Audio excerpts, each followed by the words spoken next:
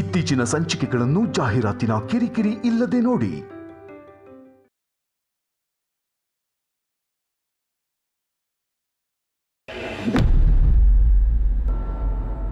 ನಿಜವಾಗ್ಲೂ ನೋಡ್ದೆ ಅಕ್ಕ, ಬಿಳಿ ದೆವ್ವ ಹಿಂಗೇ ನಿಂತಿತ್ತು. ಆಯ್ತು, ನೀನೀಗ ದೆವ್ವನೇ ನೋಡ್ದೆ ಅಂತಾನೆ ಇಟ್ಕೋ. ಅದಕ್ಕೆ ನೀನ್ ಯಾಕೆ ರಕ್ತಕಾರ ಸಾಯ್ಬೇಕು? ಒಂದ್ ನಿಮಿಷ ಅಕ್ಕ.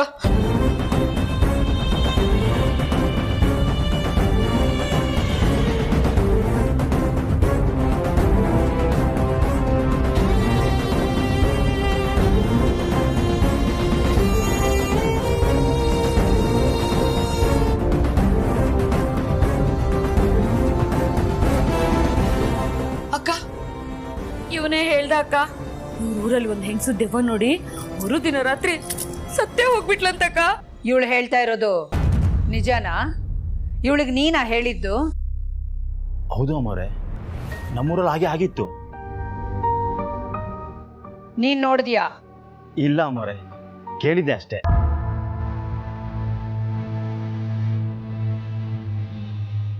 ಇನ್ನೊಂದ್ಸಲ ಈ ರೀತಿ ಇಲ್ಲ ಸಲ್ಲದನ್ನೆಲ್ಲ ಹೇಳಿದ್ಯೋ ಕೆಲಸದಿಂದ ತೆಗೆದು ಹಾಕ್ಬೇಕಾಗತ್ತೆ. ಹುಷಾರ್. ಅಯ್ಯೋ ಅಮ್ಮವ್ರೆ, ದಯವಿಟ್ಟು ಬೇಡ ಅಮ್ಮವ್ರೆ. ನೀನ್ ಇಲ್ಲಿಗೆ ಬಂದಿರೋದು ಕೆಲಸ ಮಾಡೋದಕ್ಕೆ. ಶಿಸ್ತಿನಿಂದ ನಿನ್ ಕೆಲಸ ನೀನ್ ಮಾಡು. ಅದು ಬಿಟ್ಟು ಇಲ್ದೇ ಇರೋ ಕಟ್ಟು ಕತೆಗಳನ್ನೆಲ್ಲ ಹೇಳಿ ಉಳ್ದವ್ರನ್ನ ಹೆದರ್ಸಕ್ ನೋಡ್ಬೇಡ. ಇನ್ನೊಂದ್ಸಲ ಹೀಗ್ ಮಾಡಿದ್ರೆ ನಾನ್ ಸುಮ್ನೆ ಇರಲ್ಲ.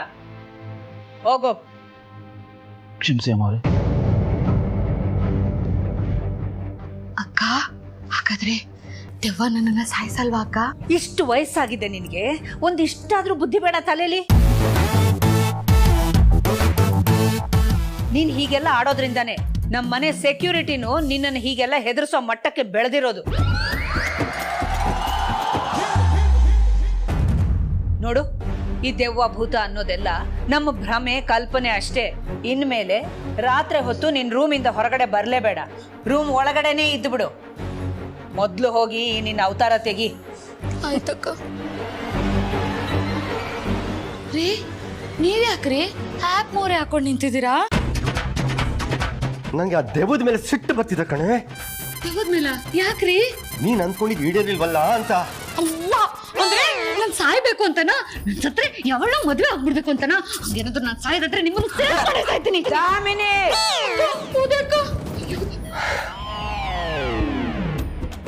ನನ್ನ ಕ್ರಮ ಅದೇನಂತ ಗಂಟು ಬಿದ್ಲು ಏನೋ.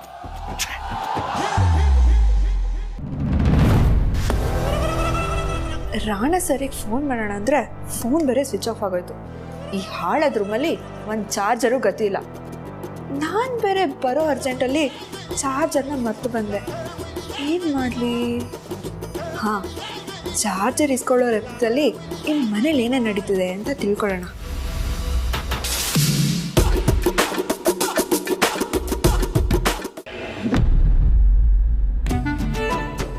ಫ್ರೆಂಡ್ಸ್ ಬನ್ನಿ ಇಲ್ಲಿ. ಯಾಕೆ ಫ್ರೆಂಡ್ಸ್ ಕರೆದ್ರು ಅಲ್ಲೇ ನಿಂತಿದ್ದೀರಾ? ನಿಮ್ಮ ಹತ್ರ ಒಂದು ಇಂಪಾರ್ಟೆಂಟ್ ವಿಷಯ ಹೇಳಬೇಕು. ಪ್ಲೀಸ್ ಬನ್ನಿ ಅಪ್ಪ. ಏನು ಗೊತ್ತಾ, ಇವತ್ತು ರಾತ್ರಿ ನಾನು ಸತ್ತೋಗ್ತಾ ಇದ್ದೀನಿ. ನನಗೆ ನಿಮ್ಮನ್ನು ಬಿಟ್ಟರೆ ಯಾರಿದ್ದಾರೆ ಹೇಳ್ಕೊಳಕ್ಕೆ ಫ್ರೆಂಡ್ಸ್? ಏನು ಗೊತ್ತಾ, ನಾನು ನಿನ್ನೆ ರಾತ್ರಿ ದೆವ್ವ ನೋಡಿದೆ. ಹೇಳ್ದ, ರಾತ್ರಿ ದೆವ್ವ ನೋಡಿದ್ರೆ ಮರುದಿನ ಅದೇ ಟೈಮ್ಗೆ ಸತ್ತೋಗ್ಬಿಡ್ತಾರಂತೆ. ನಿನ್ನೆ ರಾತ್ರಿ 12 ಗಂಟೆಗೆ ನಾನು ದೆವ್ವ ನೋಡಿದ್ದೆ. ಇವತ್ತು ರಾತ್ರಿ 12 ಗಂಟೆಗೆ ನಾನು ಸತ್ತೋಗ್ಬಿಡ್ತೀರಂತೆ ಫ್ರೆಂಡ್ಸ್. ಈ ಮನೇಲಿ ಅದನ್ನು ಹೇಳಿದ್ರೆ ಯಾರೂ ನಂಬ್ತಾನೆ ಇಲ್ಲ. ಪ್ಲೀಸ್ ನೀವಾದರೂ ನನ್ನ ಮಾತನ್ನ ನಂಬ್ತೀರಾ ಅಲ್ವಾ? ಯಾರಿಗಾದರೂ ನಾವು ಸತ್ತೋಗ್ತೀವಂತ ಮೊದಲೇ ಗೊತ್ತಾಗುತ್ತಾ? ಇಲ್ಲ ಅಲ್ವಾ? ಆದರೆ ನಾನು ನೋಡಿ, ನಾನು ಸತ್ತೋಗ್ತೀನಿ ಅಂತ ನನಗೆ ಮೊದಲೇ ಗೊತ್ತು. ನಾನು ಎಷ್ಟು ಗ್ರೇಟ್ ಅಲ್ವಾ? ಹೀರೋಯಿನ್ ಆಗಬೇಕು, ಒಳ್ಳೆ ಫ್ಯಾನ್ ಫಾಲೋವರ್ಸ್ ಇರಬೇಕು ಅಂತ ಏನೇನೋ ಕನಸ್ಕೊಂಡಿದ್ದೆ. ಅದೆಲ್ಲ ನೀರಲ್ಲಿ ಹೊಳೆಯಲ್ಲಿ ಹುಣ್ಸೆಹಣ್ಣು ಆಗೋಯ್ತು ಫ್ರೆಂಡ್ಸ್. ನೀವಾದರೂ ನನ್ನ ನಂಬ್ತೀರಲ್ವಾ? ನೋಡಿ ಫ್ರೆಂಡ್ಸ್, ಇವತ್ತು ರಾತ್ರಿ ಒಳಗಡೆ ಅರಸನಕೋಟೆ ಗೇಟ್ ಹತ್ರ ನೀವೆಲ್ಲ ಬಂದು ನನ್ನನ್ನು ಭೇಟಿ ಮಾಡ್ಬೋದು. ಪೆನ್ನು ಪೇಪರು ತಂದಿದ್ರೆ ಆಟೋಗ್ರಾಫು ತಗೋಬೋದು. ಯಾರ ಹತ್ರ ಫೋಟೋ ಕ್ಲಾರಿಟಿ ಇದೆ ಅವ್ರ ಫೋಟೋ ತಗೊಂಡು ಸೋಷಿಯಲ್ ಮೀಡಿಯಾದಲ್ಲಿ ಅಪ್ಲೋಡ್ ಕೂಡ ಮಾಡ್ಬೋದು. ಬೇಕಾದರೆ ಲೈಕು ಒತ್ಬೋದು, ಆದರೆ ಸತ್ತೋದ್ಮೇಲೆ ರಿಪ್ ಅಂತ ಮಾತ್ರ ಹಾಕಿ ನನ್ನ ಹೃದಯಕ್ಕೆ ನೋವು ಮಾಡಬೇಡಿ ಫ್ರೆಂಡ್ಸ್. ಹಿಂದಿ ನಿಮ್ಮ ಪ್ರೀತಿಯ ದಾಮಿನಿ ಮಿನಿ. ಇನ್ಮೇಲೆ ನಿಮ್ಮ ಕಾಮಿಡಿ ಸ್ಟಾರ್ ದಾಮಿನಿ ಇನ್ನಿಲ್ಲ ಅಪ್ಪ.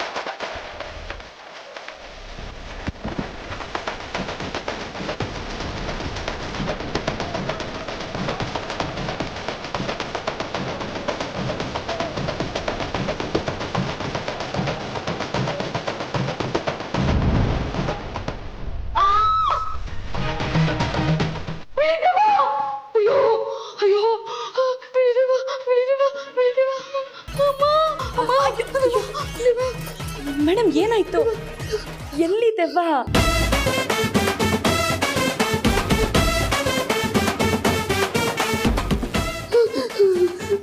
ಮೇಡಮ್ ಯಾಕೆ ಇಷ್ಟು ಹೆದರ್ಕೊಂಡಿದ್ದೀರ? ಏನಾಯ್ತು? ಎಲ್ಲಿದೆವ್ವ? ಎಲ್ಲಿ ನೋಡಿದ್ರಿ? ಏನಾಯ್ತು ಪಾರ್ವತಿ? ದಾಮಿನಿಗೆ ಏನಾಯ್ತು? ಏನಾಯ್ತು ದಾಮಿನಿ? ಗೊತ್ತಿಲ್ಲ ಅತ್ತೆಮ್ಮ, ಯಾಕೋ ತುಂಬ ಹೆದರ್ಕೊಂಡಿದ್ದಾರೆ. ಏನಾಯ್ತಮ್ಮ? ಏನಾಯ್ತು ದಾಮಿನಿ? ದೆವ್ವನ? ಬಿಳಿ ದೆವ್ವ? ಎಲ್ಲಿ ಎಲ್ಲಿ?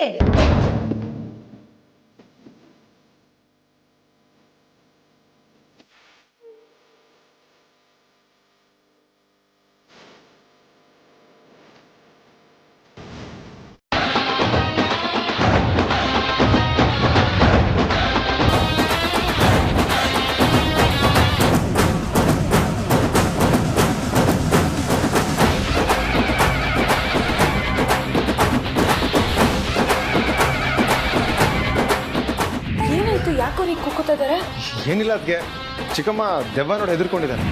ನಮ್ಮ ಪಾರ್ವತಿ ಇಲ್ಲೇ ನಿಂತಿತ್ತು ಐಸ್ ಕ್ರೀಮ್ ದೇವ, ಕೈಯಲ್ಲಿ ಐಸ್ ಇಟ್ಕೊಂಡು ಬಿಳಿ ದೆವ್ವ ಹಿಂಗೇ ನಡ್ಕೊಂಡೋಯ್ತು.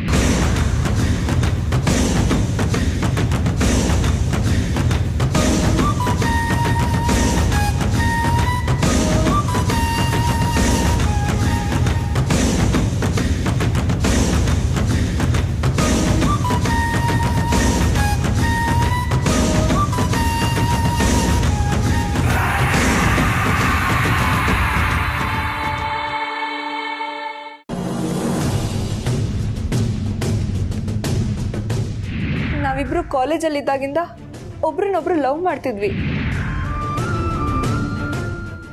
ಇವ್ನು ನನಗೆ ಮೋಸ ಮಾಡಿರ್ಲಿಲ್ಲ ಅಂದಿದ್ರೆ ಇವತ್ತು ಜನನಿ ಜಾಗದಲ್ಲಿ ನಾನು ಇರ್ತಿದ್ದೆ ಗೊತ್ತಾ?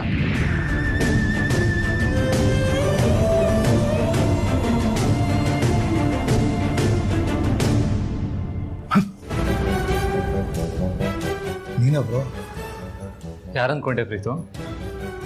ಯಾರು ಹೇಳಬ್ರು, ಈ ಮನೇಲಿ ನನ್ನ ಭುಜದ ಮೇಲೆ ಕೈ ಹಾಕೋ ಧೈರ್ಯ ನಿನಗೆ ಬಿಟ್ರೆ ಯಾರಿಗಿದೆ ಹೇಳು? ಯಾಕೆ ಜನನಿಗಿಲ್ವಾ?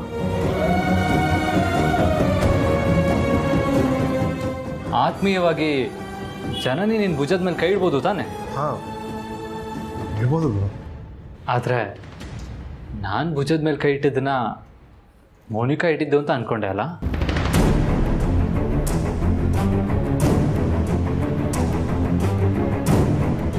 ಪ್ರೀತು, ನನ್ನ ಪಾರು ಮಧ್ಯೆ ಹೇಗೆ ಯಾವುದೇ ಸೀಕ್ರೆಟ್ಗಳಿಲ್ವೋ ಹಾಗೆ ನಿನ್ನ ಜನನಿ ಮಧ್ಯೆ ಮೋನಿಕಾ ಅನ್ನೋ ಸೀಕ್ರೆಟ್ ಬರೋದಕ್ಕೆ ಅವಕಾಶ ಮಾಡಿಕೊಡೋ ಅಗತ್ಯ ಇತ್ತಾ?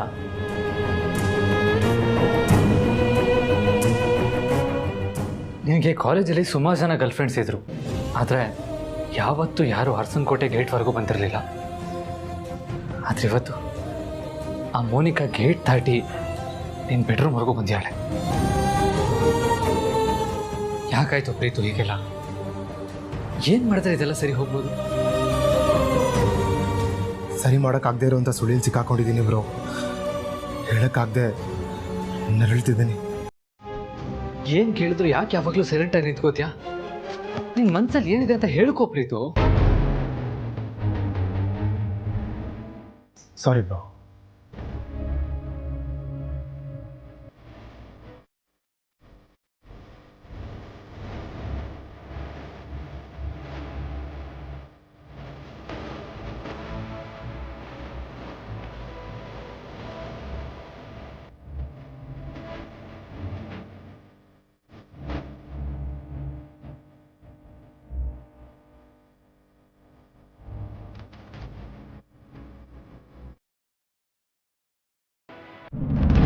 ನಿನ್ನೆ ರಾತ್ರಿ ನಾನು ನೋಡಿದ್ದು ಇದೇ ದೆವ್ವ ಅಕ್ಕ.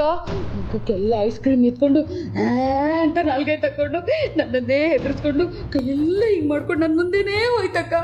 ನಾನೇ ನೋಡಿದ್ದೀನಿ ಇದೇ ದೆವ್ವ ಅಕ್ಕ. ಪಾರ್ವತಿ, ನೀನು ನೆನಪಾಗುತ್ತೆ ನೋಡು, ಸರಿಯಾಗಿ ನೋಡು. ಅಯ್ಯೋ ಅಯ್ಯೋ, ನೀನು ನೋಡಲಿಲ್ಲ ಅಲ್ವಾ? ಅಷ್ಟೆಲ್ಲ ಹೋಗ್ಬಿಟ್ಟಿತ್ತು. ಅಯ್ಯೋ ಪ್ರೀತು ಪ್ರೀತು ಪ್ರೀತು ಪ್ರೀತು, ನಿನ್ನೆ ರಾತ್ರಿ ನಾವು ಐಸ್ ಕ್ರೀಮ್ ದೆವ್ವನ ಹೇಳಿದ್ನಲ್ಲ, ಅದನ್ನ ನೀನು ನೋಡಿದ್ಯಲ್ವಾ? ಈಗ ಅಲ್ಲಿ ನಿಂತಿದೆ ನೋಡು, ನಿನಗೆ ಕಾಣಿಸ್ತಾ ಇದೆಯಾ? ಕಣ್ಬಿಟ್ಟು ನೋಡು.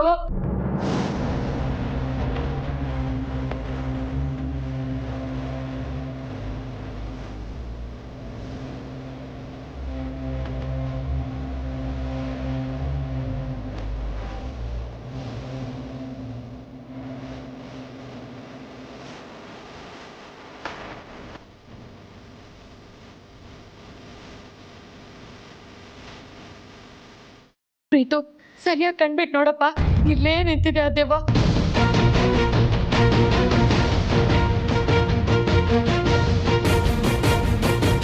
ಅಯ್ಯೋ, ಅವನಿಗೆ ಕಾಣಿಸ್ತಾ ಇದ್ರು ಪರವಾಗಿಲ್ಲ. ಪಾರ್ವತಿ, ನಿನ್ಗಾದ್ರೂ ಕಾಣಿಸ್ತಾ ಇದೆಯೇನಮ್ಮ?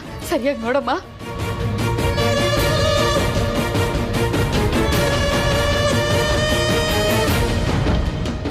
ಕಾಣಿಸ್ತಿದೆ, ಆದ್ರೆ ಅವರು ದೆವ್ವ ಅಲ್ಲ, ನಮ್ಮ ಊರಿನ ಚೇರ್ಮನ್ರ ಮಗಳು ಮೋನಿಕಾ.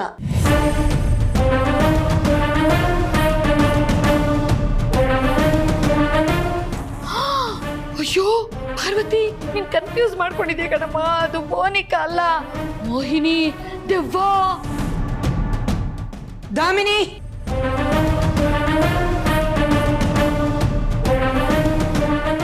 ಈ ಹುಡುಗಿ ನಮ್ಮ ಮನೆಗೆ ಬಂದಿರೋದು ಈಗ ಸ್ವಲ್ಪ ಹೊತ್ತು ಮುಂಚೆ. ಅದ್ ಹೇಗೆ ನೀನು ನಿನ್ನೆ ರಾತ್ರಿನೇ ನೋಡೋದಕ್ಕೆ ಸಾಧ್ಯ? ನೋಡು, ಇವಳು ಪಾರ್ವತಿ ಫ್ರೆಂಡು, ಅವ್ರ ಊರಿನೋಳು, ಅವ್ರ ಊರಿನ ಚೇರ್ಮನ್ರ ಮಗಳು.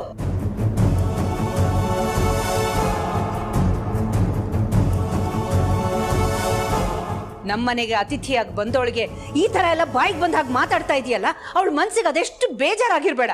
ಸಾರಿ ಅಕ್ಕ, ನಾನು ದೆವ್ವನ ನೋಡಿಲ್ಲ ಅಂತಂದ್ರೆ, ರಾತ್ರಿ ನಾನು ನೋಡಿದ ದೆವ್ವದ ಮೈ ಮೇಲೆ ಅದೇ ಥರ ನೀಲಿ ಬಣ್ಣದ ಸರ, ಕೈಗೆ ಉಂಗುರ, ವಾಚು, ಕಿವಿ ಓಲೆ ಎಲ್ಲ ಇತ್ತು ಅಕ್ಕ. ಅದನ್ನೆಲ್ಲ ನಾನು ಹೆಂಗಕ್ಕ ನೋಡಕ್ ಸಾಧ್ಯ? Same to same.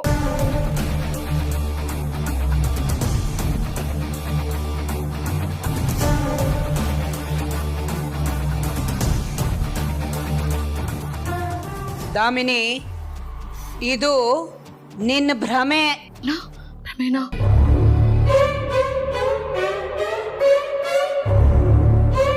ಇಲ್ಲ ಅಕ್ಕ, ನಮ್ಮೂರ್ ಮಾಯಸಂದ್ರದ ಮಾರಮ್ಮ ನಾಣೆಗೂ ನಿಜ, ನಾನು ನೋಡಿದ ದೆವ್ವ ಇದೇನೆ.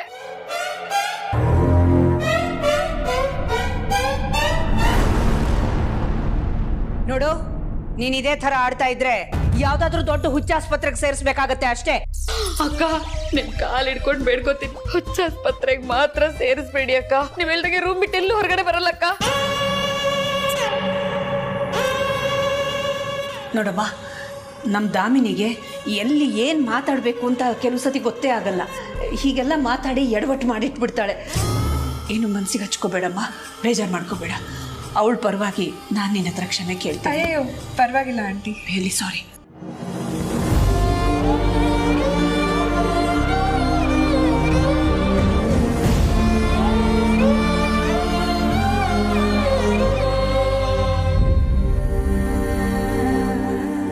ನೀವೇ ನನ್ನ ದಾಮಿನಿ ಮೇಡಮ್ಗೆ ಹೆದರ್ಸಿದ್ದು? ಹೌದು, ನೆನೆ ತುಂಬ ಹೊಟ್ಟೆ ಹಸಿತಿತ್ತು. ಅದಕ್ಕೆ ಇಲ್ಲಿಗೆ ಬಂದೆ. ಅವಾಗ ಅವ್ರು ನೋಡಿಬಿಟ್ರು. ಅವಾಗ ಏನು ಮಾಡಬೇಕು ಅಂತ ಗೊತ್ತಾಗದೆ ಹೀಗೆ ಮಾಡಿದೆ. ನೋಡಿ, ನಂಗೆ ಅರ್ಜೆಂಟಾಗಿ ಚಾರ್ಜರ್ ಬೇಕು. ಹೇಗಾದರೂ ಮಾಡಿ ಬೇಗ ವ್ಯವಸ್ಥೆ ಮಾಡಿಕೊಡಿ.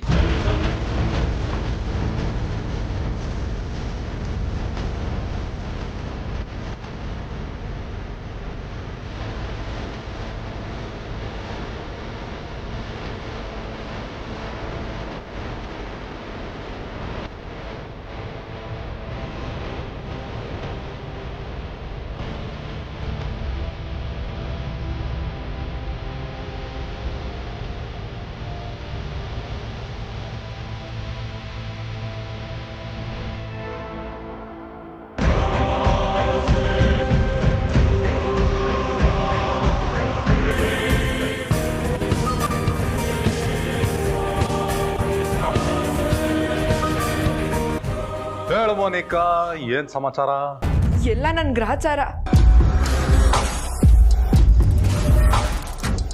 ಯಾಕೆ, ಏನಾಯ್ತು?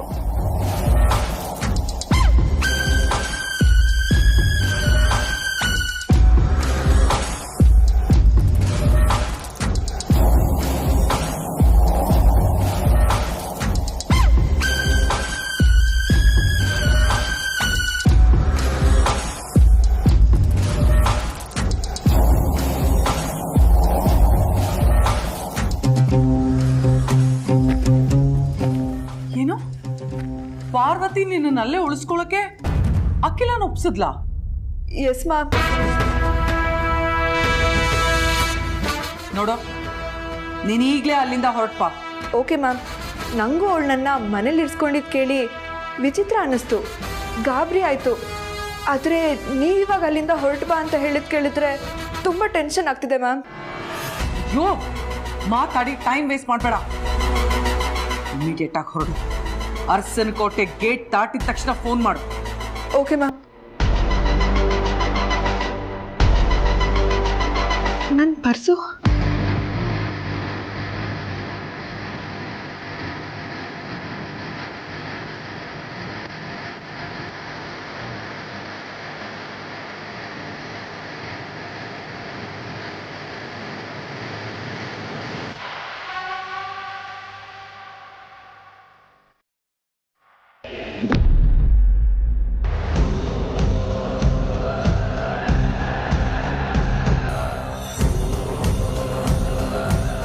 ಪಾರು, ಏನು ಯೋಚನೆ ಮಾಡ್ತಾ ಇದೆಯಾ? ಯಜಮಾನ್ರೆ, ಆ ಮೋನಿಕನ್ನ ನೋಡಿದಾಗಲೆಲ್ಲ ಹೊಸ ಹೊಸ ಪ್ರಶ್ನೆಗಳು ಹುಟ್ಕೋತಾ ಇದೆ. ಯಾಕೆ ಪಾರು, ಇವಾಗ ಏನು ಪ್ರಶ್ನೆ ಹುಟ್ಕೊಂಡಿದೆ? ಅವಳು ನನ್ನ ಮುಂದೆ ನಿಮ್ಮ ಮೈದ್ನ ನನ್ನನ್ನು ಪ್ರೀತಿ ಮಾಡಿ ಮೋಸ ಮಾಡಿದ್ರು ಅಂತ ಹೇಳಿ ನೋವು ತೋಡ್ಕೊಂಡಿದ್ದ ರೀತಿನೇ ಬೇರೆ, ಆದರೆ ಅವಳು ಇವಾಗಿರೋ ರೀತಿನೇ ಬೇರೆ ಯಜಮಾನ್ರೆ. ಹೌದಾ? ಈಗ ನೀವೇ ಹೇಳಿ ಯಜಮಾನ್ರೆ, ನಾವು ಹೊಸ ಊರು ಅಥವಾ ಹೊಸ ಮನೆಗೆ ಹೋಗಬೇಕು ಅಂತಂದರೆ ಹೋಗ್ಬೇಕಾ ಬೇಡವಾ ಅಂತ ಒಂದೆರಡು ಸಲ ಯೋಚನೆ ಮಾಡ್ತೀವಾ ಇಲ್ವಾ? ಹೌದು. ಅಂಥದ್ರಲ್ಲಿ ಈ ಮೋನಿಕಾ ವಯಸ್ಸಿಗೆ ಬಂದಿರೋ ಹುಡುಗಿ, ಅದು ಅರಸನ್ ಕೋಟೆಗೆ ಬಂದಿರೋದು ಮೊದಲನೇ ಸಲ. ನಿಮ್ಮ ತಮ್ಮನ ರೂಮ್ಗೆ ಕದ್ದು ಮುಚ್ಚಿ ಬಂದು ಸೇರ್ಕೊಂಡಿದ್ದಾಳೆ. ಕದ್ದು ಮುಚ್ಚಿ ಅಂತ ಯಾಕೆ ಅನ್ಕೋತೀಯ ಪಾರು? ಅದವಳ ಅಸಹಾಯಕತೆನೂ ಆಗಿರ್ಬೋದಲ್ವಾ? ಒಬ್ಬ ಹುಡುಗನ ನಂಬಿ ಮೋಸ ಹೋಗಿದ್ದೀನಿ ಅಂತ ಗೊತ್ತಾದ ಮೇಲೆ ಆ ಹುಡುಗನ ಜೊತೆ ಮಾತಾಡಿ, ಅಂದರೆ ನಮ್ಮ ಪ್ರೀತಿ ಜೊತೆ ಮಾತಾಡಿ ಎಲ್ಲದನ್ನೂ ಸರಿ ಮಾಡ್ಕೊಂಡು ಹೋಗೋಣ ಅಂತ ಬಂದು ಅಷ್ಟರಲ್ಲಿ ಮನೆಯಲ್ಲಿ ಇರುವಂಥ ಅನಿವಾರ್ಯತೆ ಹುಡ್ಕೊಂಡಿರ್ಬೋದು. ಆದರೆ ಅವಳು ವಾಪಸ್ ಹೋಗೋಷ್ಟರಲ್ಲಿ ನಿನ್ನ ಕಣ್ಣಿಗೆ ಬಿದ್ದು ಇಲ್ಲೇ ಇರೋ ಥರ ಆಗಿರ್ಬೋದಲ್ವಾ? ಇಲ್ಲ ಯಜಮಾನ್ರೆ, ಅವಳು ನೋಡ್ತಿದ್ರೆ, ಅವಳು ಮಾತು ಕೇಳ್ತಿದ್ರೆ, ಅವಳು ಬೇರೆಯವ್ರ ಹತ್ರ ನಡ್ಕೊಳ್ಳೋ ರೀತಿ ನೋಡ್ತಿದ್ರೆ ನೀವು ಹೇಳೋ ಥರ ಅವಳು ಅಸಹಾಯಕಳು ಅಂತ ಅನ್ನಿಸ್ತಾ ಇಲ್ಲ. ಪಾರು, ಈ ಪಂಡ್ರಾಪುರದ ಪಾರ್ವತಿಗೆ ಅಸಹಾಯಕ ಹೆಣ್ಮಗಳು ಅಂದ ತಕ್ಷಣ ತಲೆಯಲ್ಲಿ ಒಂದು ಪಿಕ್ಚರ್ ಬಂದ್ಬಿಡುತ್ತೆ. ಮೊದಲು ನೀನು ಅದನ್ನು ಬದಲಾಯಿಸ್ಕೋಬೇಕು. ಈಗ ನೀನೇ ಯೋಚನೆ ಮಾಡು. ನೀನು ಹೇಳ್ದಾಗೆ ಯಾವ ಹೆಣ್ಮಕ್ಳು ಈ ರೀತಿ ಅಪರಿಚಿತ ಜಾಗಕ್ಕೆ ಬಂದು ಈ ರೀತಿ ಇರೋದಕ್ಕೆ ಚಾನ್ಸೇ ಇಲ್ಲ ಪಾರು. ಅಂಥದ್ರಲ್ಲಿ ಅವಳು ಬಂದಿದ್ದಾಳೆ. ನೀನು ಈ ಮನೆ ಹಿರಿ ಸೊಸೆ, ನಿನ್ನ ಮುಂದೆನೇ ನಿಂತ್ಕೊಂಡು ನಿಮ್ಮ ಮೈದ್ನಿಂದ ನನಗೆ ಮೋಸ ಆಗಿದೆ ಅಂತ ಆರೋಪ ಮಾಡಿದ್ದಾಳೆ. ಅದು ಅವನ್ನ ಎದುರುಗಡೆ ನಿಲ್ಲಿಸ್ಕೊಂಡೆ. ಇಂಥ ವಿಷಯದಲ್ಲಿ ಯಾವ ಹೆಣ್ಮಕ್ಳು ಸುಳ್ಳು ಹೇಳ್ತಾರೆ ಹೇಳು? ಆ ಹುಡುಗಿ ಸುಳ್ಳು ಹೇಳ್ತಾ ಇದ್ದಾಳೆ, ನೀನು ಹೇಳ್ದಂಗೆ ಅವಳದೇ ತಪ್ಪು ಅನ್ನೋದಾದರೆ ಪ್ರೀತಿ ಯಾಕೆ ಅವಳಿಗೆ ತನ್ನ ರೂಮಲ್ಲಿ ಇರೋದಕ್ಕೆ ಅವಕಾಶ ಮಾಡಿಕೊಟ್ಟ? ಅದನ್ನು ಮನೆಯವರಿಂದ ಯಾಕೆ ಮುಚ್ಚಿಟ್ಟ? ಅದು ಅಲ್ಲದೆ ಅವಳೆಷ್ಟೆಲ್ಲ ಒಮ್ಮೆಲೆ ಅಪವಾದ ಮಾಡ್ತಿರ್ಬೇಕಾದ್ರೆ ಯಾಕೆ ಸೈಲೆಂಟ್ ಆಗಿದ್ದ ಹೇಳು?